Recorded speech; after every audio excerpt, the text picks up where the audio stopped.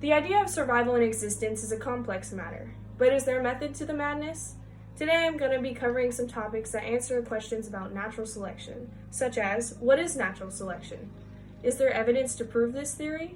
And how is this information relevant today? I chose this topic because I don't think a lot of people fully understood it, myself included at first. I was raised on the theory of creation and conditioned to disbelieve evolution. This information is relevant to you because you're living. Historic patterns are the foundation of the future, and understanding these patterns, especially related to our biology, is essential in understanding existence. So, to start off, what is natural selection? Natural selection is the process by which certain inherited traits make it easier for some individuals to thrive and multiply, changing the genetic makeup of populations over time. According to Peter Gillenhuse in his Stanford Encyclopedia of Philosophy on September 25, 2019, such selection by nature, natural selection, occurs as a result for the struggle for existence, and in the case of sexual populations, the struggle for mating opportunities. That struggle is itself the result on checks of the geometric population increase that would occur in the absence of these checks.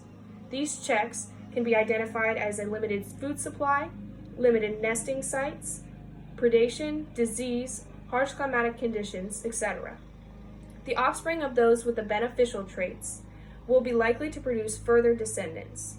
This process can be defined as a change in the gene pool from one generation to the next.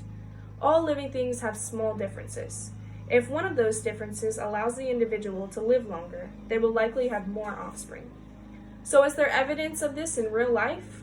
Perhaps the most famous example of natural selection occurring in the real world occurred at the beginning of the Industrial Revolution. Looking at Ben Marsh's article published on September 20th, 2021, The Peppered Moth, he explains how the story of the peppered moth is one of the clearest illustrations of the theory of evolution. The peppered moth gets its name from its typical patterning of dark speckles across its white wings. There was also a variation of this species that had darker wings. The pale wings allowed the moth to hide from predators in the camouflage of its surroundings.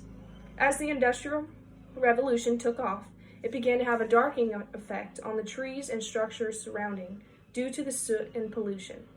As a result of this, the light-colored moths became more visible to predators, while the darker mutated moths became more camouflaged. More of the darker moths survived and produced offspring, while the lighter moths were increasingly picked off by predators, unable to pass their pale genes to the next generations. The first dark peppered moth was recorded in 1848, and by 1895, the variety accounted for 98% of moths in the city. This is a great illustration of rapid revolutionary change. How is this information relevant to you today? You might be thinking. Ann Kubler covers this topic well in her article, How is Darwin Relevant Today? Published on November 4th, 2009, she goes into detail about discovering theories on evolution and natural selection. After debating about evolution versus creation, she says, "There was an 18-year-old from the orphanage listening to us, and he was completely enthralled by everything we were talking about. He never even knew evolution existed. If we only believe in one set of theory of our existence, how can we possibly learn more and gain perspective? Finding new ways to approach life and think of how things work make existence itself all the more beautiful. Although we can't simply directly apply this theory to our daily living, learning about the history and patterns of living create a strong foundation of understanding. Explaining the why gives us insight on the how."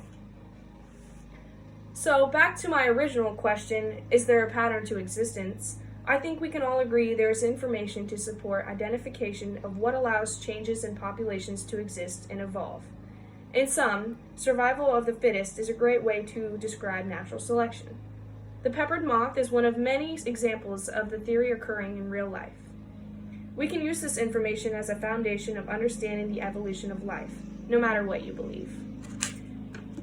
And just for a visual, in the first picture, we have individuals show variation and some offer an advantage. And then as time goes on, the best suited are favored and selected, and eventually the variation increases in frequency based on the species that is advantaged. Thank you for watching my speech.